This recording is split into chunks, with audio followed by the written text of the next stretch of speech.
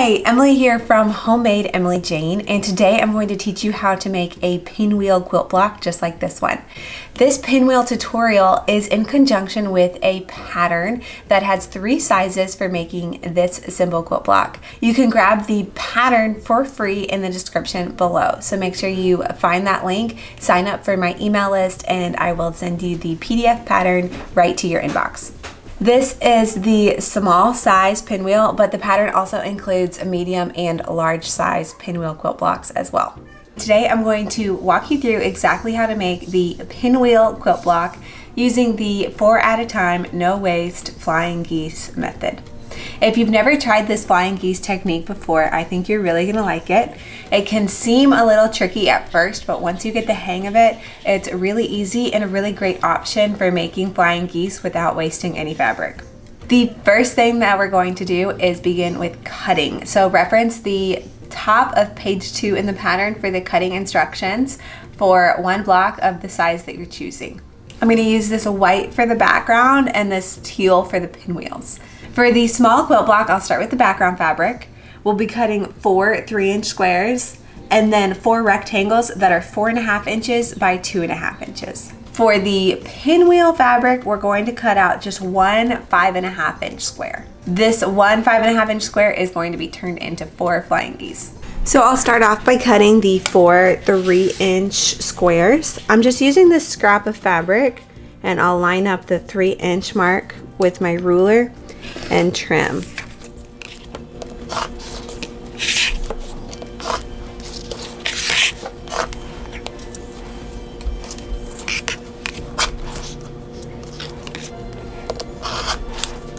We'll be using these 4 3-inch squares for our flying geese. Next, I'll cut out 4 rectangles that are each 4.5 inches by 2.5 inches.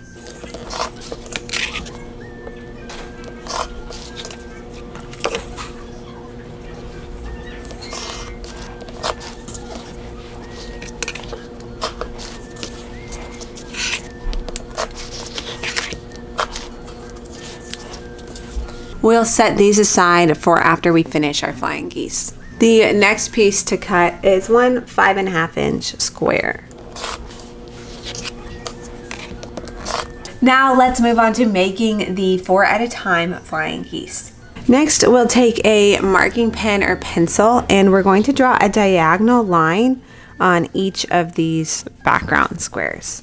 So this is the background fabric, and we'll just draw a diagonal line.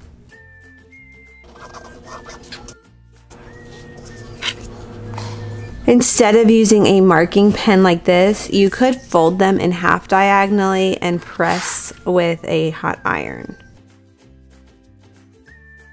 The pen that I'm using is heat erasing, so when I iron it, the marking will go away, but you could use just a pencil or a chalk pen as well. So now that we have a diagonal line on all of our background squares, and we have our flying geese square, we can begin sewing our flying geese. Take 2 of your background squares and line them up like so, and we are going to stitch on each side of the line a 1/4 inch seam.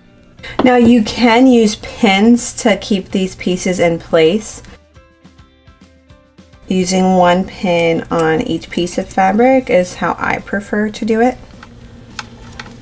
And then we'll begin sewing. I'm using a 1/4 inch presser foot and just cotton white thread.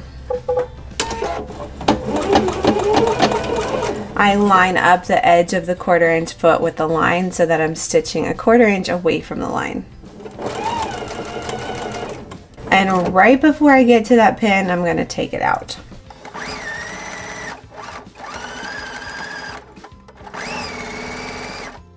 Now I'm going to spin the entire piece around and stitch on the other side.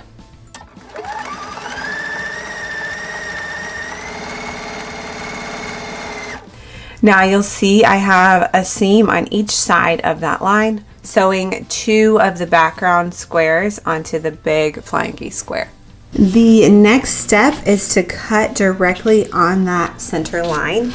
So I'll take another ruler with a straight edge and line it up so that we can cut these pieces apart. So now you'll see we have a 1/4 inch seam on 2 pieces. I'll press the seam open with my fingers first, gently, and then take the iron and press it. Now that we have 2 pieces that look like this, we will take our remaining 2 background squares and line them up like this so that that seam, that line is diagonal. We'll do that on both pieces. You might choose to pin these in place. Again, I like to pin them diagonally like that so that the pin is directly across the seam line and we can pull that pin out before we get to it. Now we're going to do the same thing we did earlier, stitching a 1/4 inch on each side of the line.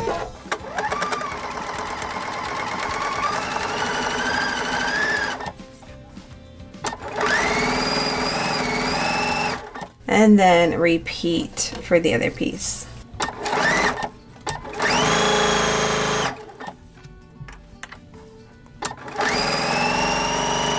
The next step is to trim directly on that line.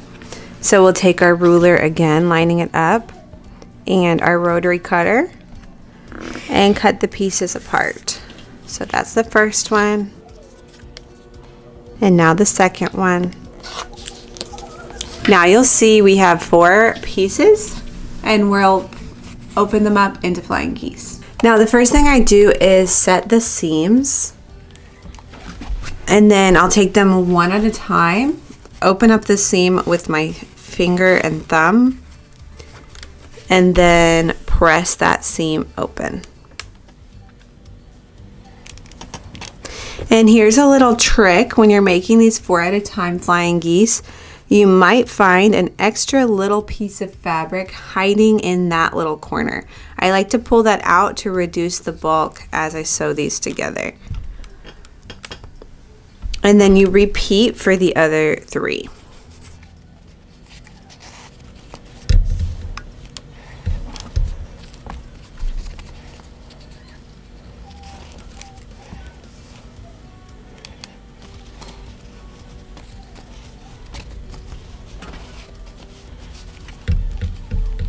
One last thing I like to do before trimming my flying geese is to take spray starch and spray the pieces and then press them one more time.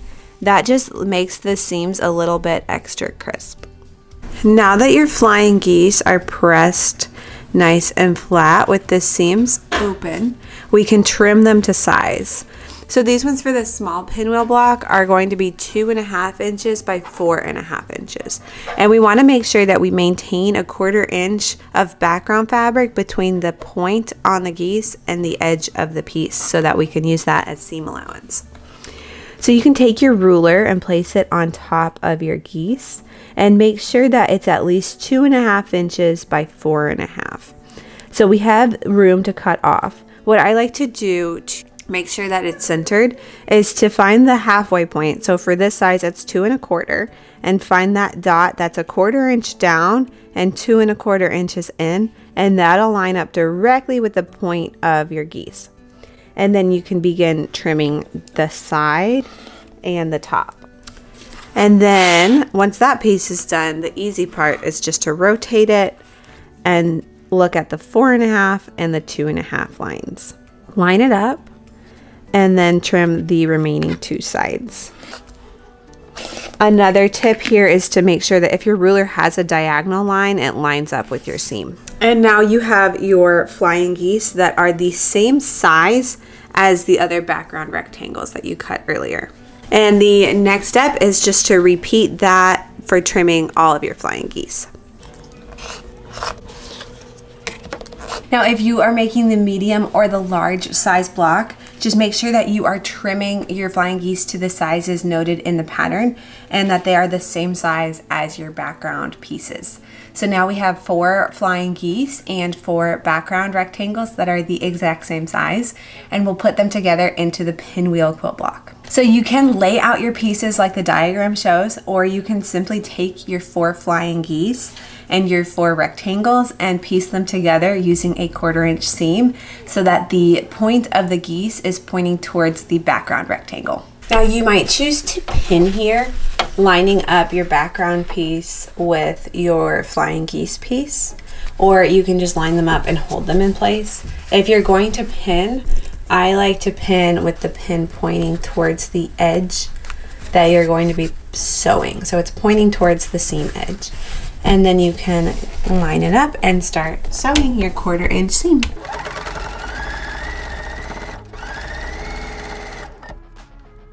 And then repeat that for the remaining 3 pieces.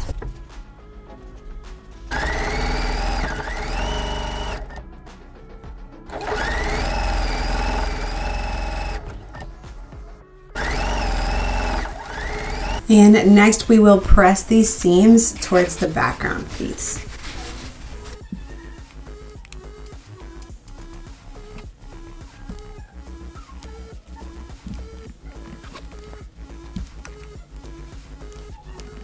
So now we have 4 units that look like this, and we're going to lay them out like shown in the pattern, one like here and one like here.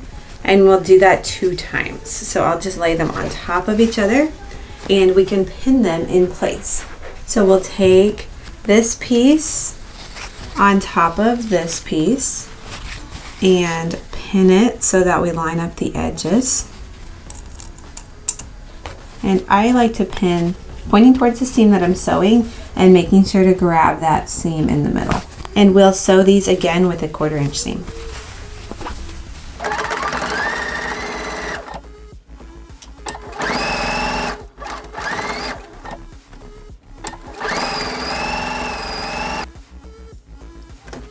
Now that we have both units sewn, we'll press them towards the flying geese. So now you have 2 units like this, and we'll just flip one around. And we have 1 more seam to finish our pinwheel.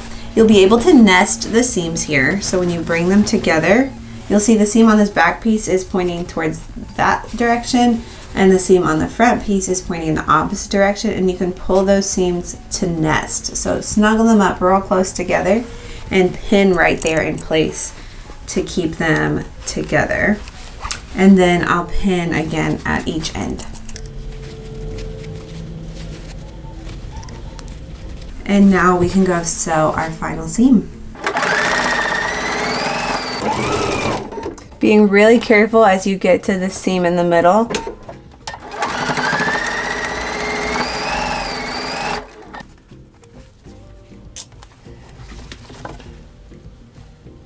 And now that you've sewn that final seam, you have the option of pressing towards either side, or you can press that seam open. Pressing towards the side is a little bit easier, but I personally prefer to press open for a flatter seam.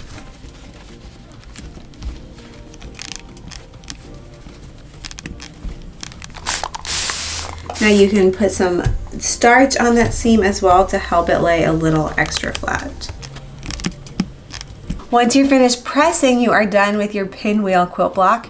You can make many more of these blocks to turn them into a quilt or any other smaller project as well. You could use them for a table runner or a pillow or even a tote bag. I do have a tote bag tutorial over on YouTube. Thank you so much for watching. I hope you found this video tutorial helpful. Go ahead and drop a comment below and let me know what you think. Happy sewing!